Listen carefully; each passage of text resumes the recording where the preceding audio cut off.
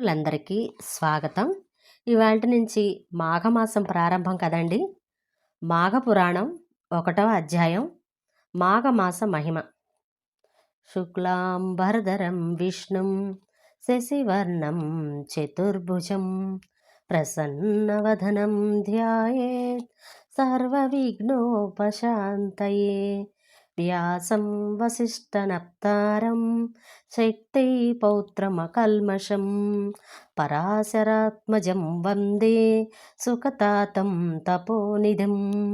వ్యాసాయ విష్ణురూపాయ వ్యాసరూపాయ విష్ణవే నమో వై బ్రహ్మ విదయే వాసిష్ఠాయ నమో నమః. ప్రపంచ దేశములన్నింటిలోనూ భారతదేశము కర్మ ధర్మ ధ్యాన పరాయణమై సర్వోత్తమమైన విశిష్ట స్థానాన్ని కలిగి ఉంది. అట్టి భారతదేశంలో హిమాలయాలది పర్వతములు, గంగాది నదులు, నైమిషం మొదలైన అరణ్యములు మరింత పవిత్రమైనవిగా, చేసిన పూజ మొదలైన వానికి అనేక రెట్ల ఫలితాన్నిచ్చేవిగా ప్రసిద్ధి చెందాయి. వైశాఖం, ఆషాఢం, కార్తీకం, మాఘం మొదలైన పవిత్రములైన పుణ్యదాయకములైన కాలములలో చేసే స్నాన జపం తపం మొదలైనవి వలన వచ్చే పుణ్యం అగమ్యమైనది, అంటే ఇంత అని లెక్కకు రానిది.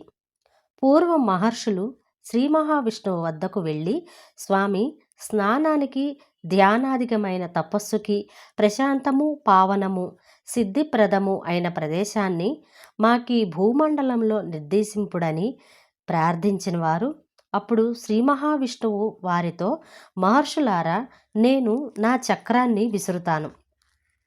అది ఎక్కడ పడిందో ఆ ప్రదేశం తృణకాష్ట జల సమృద్ధమై తపోయోగమైన ప్రదేశంగా గుర్తించండి అని చెప్పి తన చక్రాన్ని విసిరినాడట. ఆ మహావిష్ణువు యొక్క చక్రం నేమిపడిన ప్రదేశాన్ని నైమిసారణ్యమని వ్యవహరిస్తూ శౌనకాది మహర్షులు అక్కడ స్థిర నివాసం ఏర్పరచుకున్నారు. వారక్కడ నివసిస్తూ యజ్ఞయాగాదులు చేస్తూ ఉంటే భూమండలంలో వివిధ ప్రాంతాలలోని ఆయా ఆశ్రమాలలోని మహర్షులు చూడటానికి వస్తూ ఉండేవారు. అలాగే రోమహర్షునుడు, ఆయన కుమారుడు సూత మహర్షియో అందరిలా ఆ యాగాన్ని చూడడానికి విచ్చేశారు. యాగం చేసే మునులు వాళ్ళని ప్రార్థించి విరామకాలంలో పుణ్యకరములైన కథలని విశేషాలని చెప్పించుకునేవారు. అంటే నైమిసారణ్యంలోని ఆ ఆశ్రమంలో జపహోమాదులు అవి లేనప్పుడు పుణ్యకథా ప్రవచనాలు జరిగి అందరికీ ఆనందాన్ని, మనస్థైర్యాన్ని, భగవద్భక్తిని పెంపొందించేవి. ఇలా ఒకప్పుడు శౌనకాది మహర్షులు చిరకాలం జరిగే యాగం ఒక దానిని ప్రారంభించారు. ఆ యాగం కొన్ని సంవత్సరాలు జరుగుతుంది. అటువంటి యాగాన్ని చూడాలని చాలామంది మునులు దేశం నలుమూలల నుండి ఆసక్తితో విచ్చేశారు. అలా వచ్చిన వారిలో సూత మహర్షి ఉన్నారు. శౌనకాది మునులు ఆయనకెదురు వెళ్ళి సగౌరవంగా తీసుకుని వచ్చారు. తగిన ఆసనంపై కూర్చుండబెట్టి అతిథి సత్కారాలు చేశారు. సాష్టాంగ నమస్కారాలు చేశారు. ఆయనతో ఇలా అన్నారు, సూత మహర్షి, మీ తండ్రి గారు రోమహర్షునుల వారు పురాణ ప్రవచనంలో ధర్మ విషయాలను వివరించడంతో సాటిలేనివారు. శరీరము పులకించి ఆనంద పరవశంచే రోమములు కూడా పులకరించేటట్లు చేయగల సమర్థులు. రోమములకు హర్షం కలిగించువారు కనుక రోమహర్షణులని సార్థక నామధేయులైనారు. వారి కుమారులైన మీరు కూడా ఆయన అంతటి వారే ఆయనకు తగిన పుత్రులని అనిపించుకున్నవారు. మా అదృష్టవశం వలన మీరు యాగ సందర్శనకు వచ్చారు. విరామ సమయంలో మాకు పుణ్యకరములైన విషయాలని వినడం మరింత ఫలప్రదం అవుతుంది కదా. దయ ఉంచి మాకు పుణ్యకథలని వినిపించండి అని ప్రార్థించారు. సూత మహర్షి వారి ఆతిథ్యాలను స్వీకరించి సుఖాసనంగా కూర్చొని వారి మాటలను విన్నాడు. తానును వారందరికీ నమస్కరించి చిరునవ్వుతో, మీకు నా మీద ఉన్న అభిమానానికి కృతజ్ఞుణ్ణి. పుణ్యకార్యాలు జరిగే చోట పుణ్యప్రదమైన విషయాన్ని చెప్పటం కూడా ఒక అదృష్టమే. అది కూడా యజ్ఞంలా పవిత్రమైన కార్యమే. ఈ రూపంగా నన్ను ఈ పుణ్యకార్యంలో ఇలా అన్వయించేటట్లు చేసే మీకు నేను కృతజ్ఞుణ్ణి. మా తండ్రి గారి వలన విన్నదాన్ని అనుసరించి వ్యాస మహర్షుల వారి దయా విశేషం చేత నాకు తెలిసిన విషయాన్ని మీ అనుగ్రహించే స్ఫురింప చేసుకొని యథాశక్తి వినిపించి మీ ఆనందాశీస్సులను భగవత్ కృపని పొంద ప్రయత్నిస్తాను. మీ ఆజ్ఞ ఏమిటి అని సవినయంగా అడిగాడు. అప్పుడు మునులు సూత మహర్షి లోగడ వైశాఖ మాసం, కార్తీక మాసం వీని యొక్క విశిష్టాన్ని, ఆయా మాసాలలో చేయవలసిన వ్రతానుష్ఠాలని వివరించి మాకు ఆనందం కలిగించారు. ప్రస్తుతం మాఘమాస మహిమను వివరించండని కోరారు.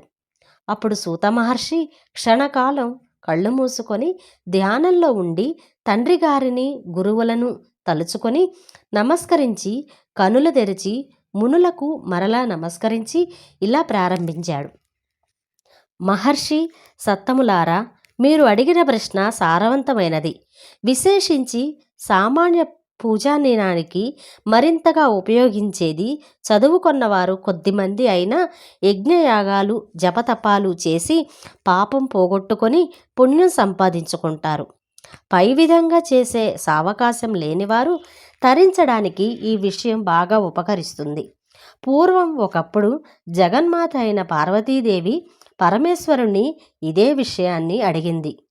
కృత్సమ మద మహర్షి మొదలైన వారు చెప్పిన విషయాలని పార్వతీదేవికి పరమేశ్వరుడు చెప్పిన విషయాలతో పాటు చెప్పెదను వినండి. పార్వతీదేవి పరమేశ్వరునితో, విశ్వాత్మక, సర్వలోకేశ్వర, సర్వభూత దయానిధి, ప్రాణేశ్వర, మీ మాటలు అమృతము కంటే మధురాతి మధురలమై నా చెవులకు మరింత ఇంపుగా ఉన్నవి. మాఘమాస మహిమను వివరింపగోరుచున్నానని ప్రశ్నించెను. అప్పుడు పరమేశ్వరుడు, కళ్యాణి, జగన్మంగళ, నీవు అడిగిన విషయము మిక్కిలి నిగూఢమైనది, గంభీరమైనది. నాకిష్టురాలువైన నీకు చెప్పరానిదేమీ ఉండును, తప్పక చెప్పుదును, వినుము. సూర్యుడు మకర రాశిలో నుండగా మాఘమాసమున ప్రాతకాల స్నానము చేసిన వారు పాప విముక్తులై ముక్తి నందుదురు. గోవు పాదం మాత్రం మునిగియే జల ప్రవాహంలోనైనా చేసిన స్నానం అధిక పుణ్యప్రదం. మొదటి స్నానం వారి సర్వ పాపములను పోగొట్టును. రెండవ స్నానం వానికి వైకుంఠలోక ప్రాప్తిని కలిగిస్తుంది. మూడవ స్నానం అతనికి శ్రీ మహావిష్ణువే రుణగ్రస్తుడయ్యేటట్లు చేస్తుంది. ఇట్టి పుణ్యాత్మునికి నేనేమి ఇవ్వాలి అని శ్రీ మహావిష్ణువునే ఆలోచనలో పడును. ప్రయాగలో మాఘమాసంలో గంగాస్నానం చేసిన వానికి పునర్జన్మ ఉండదు. మాఘమాసంలో ఉదయాన్నే నదీ ప్రవాహంలో కానీ సరస్సులో కానీ స్నానం చేసిన వారికి ముక్తి కలుగుతుంది. ఊరికి వెలుపలనున్న సరస్సు, నూయి, కాలువ మొదలైన వాటిలో చేసిన స్నానం పాపనాశకం, మోక్షదాయకం సుమా. తెలిసి కానీ తెలియక కానీ బలవంతంగా కానీ మాఘమాసమున ఒక మారు స్నానమైనను సూర్యోదయమునకు ముందుగా చేసినచో వాని పాపములన్నీయును పోవును. భక్తి భావముతో నెల అంతయు చేసినచో విష్ణులోకము చేరును. స్నానము చేసి పురాణము విన్నచో అతడు ఋషి అయి జన్మించును. మాఘమాసమును మాని విష్ణు అర్చింపక, దానము చేయక, పురాణమును వినక మాఘమాసమును గడిపిన వానికి మనోవాక్కాయ సంబంధములైన పాపములు ఎట్లు పోవును? అతడు భయంకరమైన కుంభీపాక నరకమున బాధలు పడును. మద గర్వముచే మాఘస్నానము మానిన అధముడు నీచ జన్మలను పలుమార్లు పొందును. చలికి భయపడి స్నానము చేయని వారిని చూడరాదు. అట్టి వారిని చూచిన పాపము పోవలనన్నచో సూర్యుని చూచి నమస్కరింపవలెను. ప్రాతకాల మాఘస్నానము చేయని వారు పెక్కుమార్లు నీచ జన్మల నందుందురు. సుమ, దరిద్రులైనను బాలురైనను ప్రాతకాల స్నానము చేసిన శ్రీ మహావిష్ణువు దయను పొందెదరు. చిన్నపిల్లలు, అశక్తులైన వృద్ధులు హరినామస్మరణ చేయుచు ముమ్మారు జలబిందువులను శరీరముపై చిలకరించుచుకొన్నను పుణ్యమే. నీచుడైనను మాఘస్నానము చేసిన పాపములను వీడి పుణ్యాత్ముడగును. ఎట్టి పాపకర్మలను ఆచరించిన వాడైనను మాఘమాస ప్రాతకాలమున మా యందు స్నానమాడినచో వాని పాపములను మేము నశింపచేయుదమని జలములు ఘోషించుచున్నవి. మాఘస్నానము చేసిన వారికి సంసార భయము లేదు. ఆడంబరము కొరకు గాని భయము చేగాని బలవంతముగా గాని మాఘస్నానము చేసినవాడు పాప విముక్తుడై పుణ్యాత్ముడగును. అశక్తుడు తాను మాఘస్నానము చేయలేకపోయినచో స్నానము చేసిన వానిని దక్షిణ ఇచ్చి వాని నుండి స్నాన ఫలమును పొందవచ్చును. మాఘస్నానము చేసి చలికి ఆగలేని వారు శ్రీహరిని స్మరించుచు మంట యొద్ద చలిగాచుకోవచ్చును. ఈ మాఘమాసమున నిరుపేదలకు వస్త్రదానము గాని కంబళదానము గాని చేసిన స్నాన ఫలమునంది పుణ్యవంతులగుదురు. బలవంతముగా స్నానము చేసిన వారికి చేయించిన వారికి పుణ్యము కలుగును. ఈ స్నానమును అన్ని వర్ణముల వారు చేయవలెను. మాఘస్నానము చేయువారిని నిందించినను పరిహసించినను నివారించినను మహాపాపములు కలుగును. పార్వతి, మాఘస్నానము సద్యోముక్తి ప్రదము, దానికి సాటి లేదు. శక్తి లేనివారు కాళ్ళు చేతులు కడుక్కొని ఆచమనం చేసి పురాణమును విన్నను వారికి స్నాన ఫలము కలుగును. అన్ని మాసములలో మాఘమాసము ఉత్తమము. శ్రీహరి దేవతలందరిలో ఉత్తముడు. వృక్షములలో అశ్వర్థ వృక్షం ఉత్తమము. తేజస్వంతులందరిలో సూర్యుడు ఉత్తముడు. శాస్త్రములన్నింటిలో వేదములు ఉత్తములు. కావున మాఘమాస స్నానము చేయువారిని నిందించినను నివారించినను మహాపాపములు కలుగును. 4 వర్ణముల వారిలో బ్రాహ్మణుత్తముడు. పర్వతములలో మేరు పర్వతము ఉత్తమము. కావున మాఘమాస స్నానం అనంత పుణ్యప్రదము సుమా. దిలీపుడు మహారాజు పెక్కు యాగములు చేసిన పుణ్యాత్ముడు. ఉత్తముడైన ప్రజాపాలకుడు. ఈతడు ఒకనాడు వేటకు పోయెను. అనేక మృగములను వేటాడి అలసిపోయెను. మనోహరమైన సరస్సు ఒక దానిని చూచి అచట కొంతకాలము విశ్రమించి తన నగరమునకు ప్రయాణమయ్యెను. అప్పుడు ఉద్దబ్రాహ్మడు ఒకడు మహారాజునకు కనిపించెను. రాజు వానికి నమస్కరించి ఆశీస్సులనందెను. ఆ బ్రాహ్మణుడు, మహారాజా, పరమ పవిత్రమైన మాఘమాసమున ఈ సరస్సున స్నానము చేయకుండా పోవుచున్నావేమి? మాఘమాసమున చేయు నదీ స్నానము గాని సరస్నానము గాని మిక్కిలి పుణ్యము ఇచ్చునని ఎరుగవా అని ప్రశ్నించెను. రాజు మాఘమాస స్నాన మహిమను చెప్పండని కోరగా అతడు, రాజా, నీవిప్పుడు సరస్సున తప్పక స్నానం చేసి పొమ్ము. మాఘమాస స్నాన మహిమను నీ గురువగు వశిష్ఠ మహర్షి వలన తెలుసుకొనేమని చెప్పి తన దారిన పోయెను. దిలీప మహారాజు మాఘమాస స్నాన మహిమ తెలుసుకొనవలయునని తమ కులగురువైన వశిష్ఠ మహర్షి ఆశ్రమమునకు వెళ్ళెను. గురువును దర్శించి నమస్కరించి మాఘమాస స్నాన మహిమను తెలపగోరెను. వశిష్ఠ మహర్షి దిలీపుని ఆశీర్వదించి ఇట్లనెను, నాయన దిలీప, నీ కోరిక విశిష్టమైనది. మాఘమాసము చాలా విశిష్టత కలిగి ఉన్నది. మాఘమాసము శివకేశవ ప్రీతికరమైనది. ఆ నెలలో చేసిన పుణ్యకార్యములు ఇతర దినములలో చేసిన పుణ్యకార్యముల కంటే ఎక్కువ పుణ్యమునిచ్చును. మాఘమాసమున ప్రాతకాలమున చేసిన స్నానమే సర్వ పాపములను పోగొట్టి అక్షయములైన పుణ్యఫలములనిచ్చును. స్నానమే ఇంత అధిక పుణ్యమును ఇచ్చినచో పూజ పురాణ శ్రవణాదుల వలన ఎంతటి ఫలముండునో యోచించుకొనుము. మాఘస్నానము వలన సర్వ దుఃఖములు పోగొట్టుకొని శుభలాభములను పొందిన కొందరి వృత్తాంతములను వివరింతును. దానిని బట్టి మాఘమాస వైశిష్టమును తెలుసుకొన్న యత్నింపుము. పూర్వమొకడు భయంకరమైన క్షామము వింధ్య హిమాలయ పర్వతముల మధ్య ఉన్న భూమిలో కలిగెను. దీని వలన సామాన్య జనులు, ప్రభువులు, మునులు, మహర్షులు, పశువులు, పక్షులు, సర్వప్రాణులు మిక్కిలి బాధపడినవి. అట్టి వారిలో భృగు మహర్షి ఒకడు. అతడును ఆ ప్రాంతమును విడుచుటకు ఇష్టము లేకున్నను కైలాస పర్వత ప్రాంతము నుండకు చేరి తనకు నచ్చిన ప్రదేశమునందున్న ఆశ్రమమును నిర్మించుకొని తపమాచరించుకొనుచుండెను. పవిత్రము మనోహరము అయిన ఆ దివ్య ప్రదేశము గంధర్వులు, యక్షులు, కిన్నెరలు మున్నగు దేవజాతుల వారును వచ్చుచుండెరి. అచట విహరించి ఉత్సాహమును పొందుచుండెరి. ఒకనాడు గంధర్వుడొకడు భార్యా సమేతుడై ఆ ప్రదేశమునకు వచ్చెను.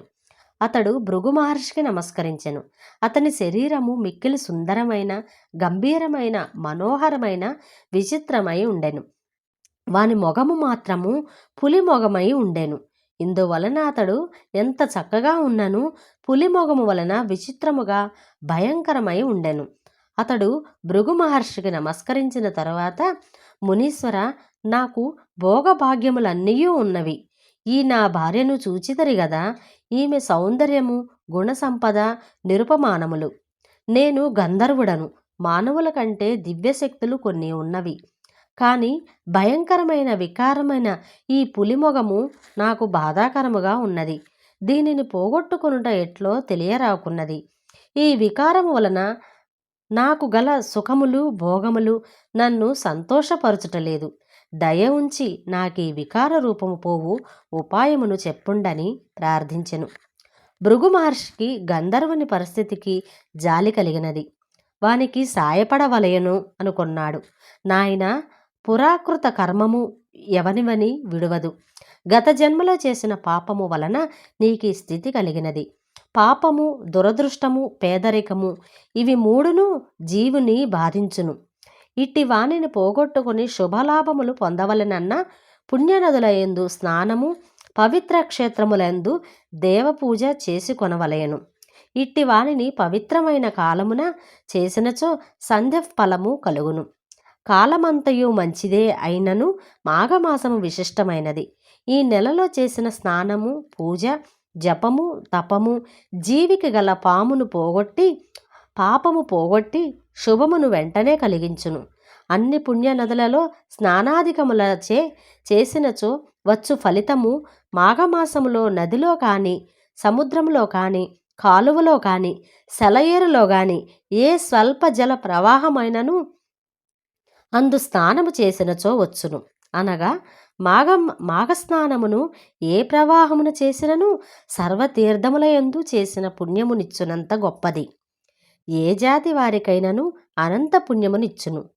నీ దృష్టవశమున నీది మాఘమాస ప్రారంభము కావున నీ భార్యతో పాటు ప్రతిదినము ప్రాతకాలమున మాఘస్నానమును, ఇష్టదేవతా పూజను అచటనున్న నదిలో చేయుము అని భృగు మహర్షి ఆ గంధర్వునకు చెప్పాను.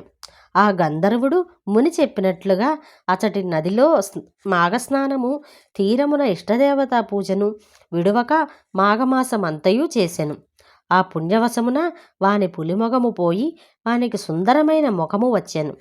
గంధర్వుడు ఆశ్చర్యపడి మాఘమాస మహిమను కీర్తించుచు కృతజ్ఞుడై మునికి భార్యతో పాటు నమస్కరించెను. అతని ఆశీర్వాదము నుండి తన భార్యతో పాటు తన లోకమునకు వేగెను. దిలీప మహారాజా, మాఘస్నాన మహిమను గమనించితివా? మరి ఒక కథను చెప్పుదును వినుమని వశిష్ఠులు మరలా ఇట్లు పలికెను. 1వ అధ్యాయం సంపూర్ణం. మరొక అధ్యాయంలో మళ్ళీ కలుసుకుందాం. Thank you for watching.